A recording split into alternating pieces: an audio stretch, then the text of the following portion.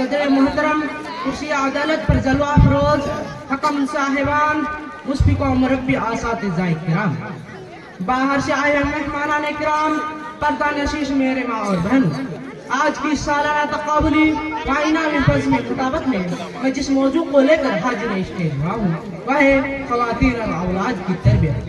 امید ہے کہ آپ تمامی حضرات میرے تقریر کو بغور قلم سماعت فرمائیں گے اور اس پر عمل کرنے کی کوشش کریں گے انشاءاللہ۔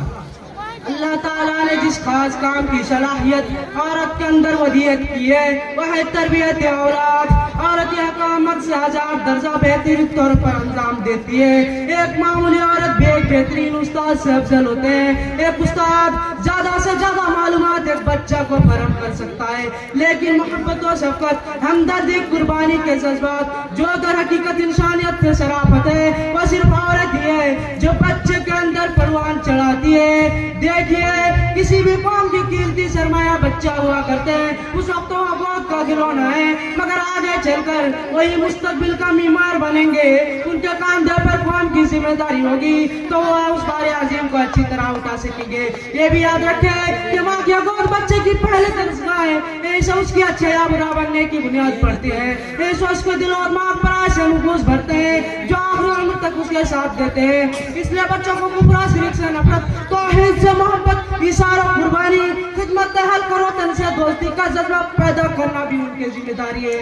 اگر یہ ذمہ داری بچپن میں گھروں کے اندر انتظام نہ ہو پائی تو دنیا کے بڑی سے بڑی دانشگاہ اور سرکاری عالمی پیمانہ پر کوئی تربیت گاہ نہیں کر سکتے اور اس مقصد میں کامیاب نہیں ہو سکتے۔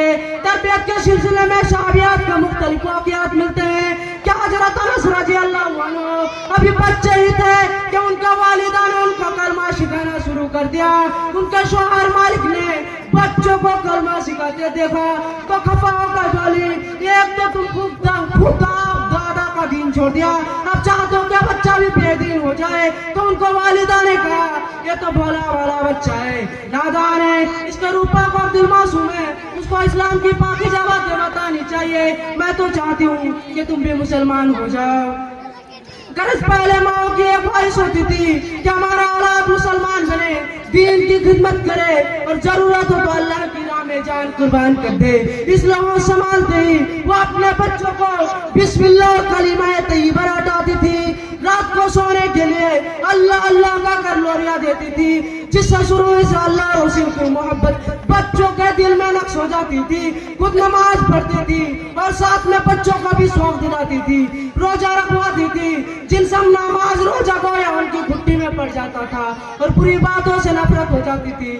لیکن افسوس آج کل اس طرف سے بھی توجہ نہیں ہے۔ آج کی مائیں چاہتے ہیں کہ ہمارے بیٹیاں گریجویٹ ہو اور بیٹے انگریز بنے، نئے دور کے مطابق اپ ٹو ڈیٹ کہے جانے لگے، مگر کبھی ان کے دل میں یہ خیال نہیں آتا کہ دین حق کا خدمت کا فرض ان پر عائد ہوتا ہے۔ بچہ ایک ننھی سے لچکدار شاخ کی طرح ہوتے، اسے شروع میں جدھر چاہو ادھر موڑا جا سکتا ہے، مگر جب وقت نکل جاتا ہے تو پھر لکڑی کی طرح سخت ہو جاتا ہے، اس وقت تو مڑ نہیں سکتا، یعنی بڑا ہو کر اس کی عادت پختہ ہو جاتی ہے، پھر ان کی اصلاح ہونا دشوار ہے۔ اگر بچپن میں وہ ایمان و اسلام کی روح سے خالی رہا، اس کی عادت وار دین کے ساتھ جہنم میں نہ ڈلا اور دعوت حق کا جذبہ اس کے دل و دماغ پر راسخ نہ ہو سکا تو آئندہ ان کا اس طرح پانا مشکل ہے، اور ان سب باتوں کا ذمہ دار ایک ماں کو گردانا جائے گا۔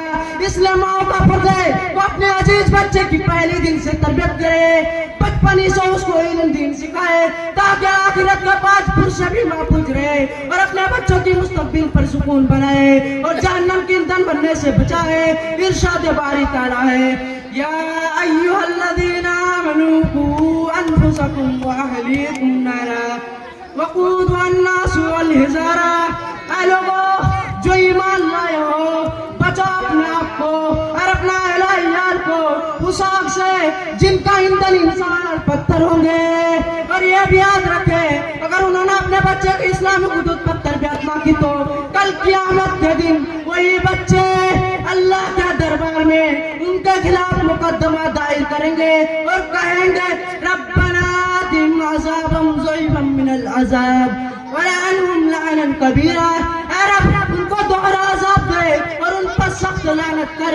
آخر میں اللہ تعالیٰ سے دعا ہے کہ ہم تمام مسلمانوں کو اولاد کی صحیح تربیت کرنے کی توفیق دے. آمین. وآخر دعوانا الحمد للہ رب العالمین.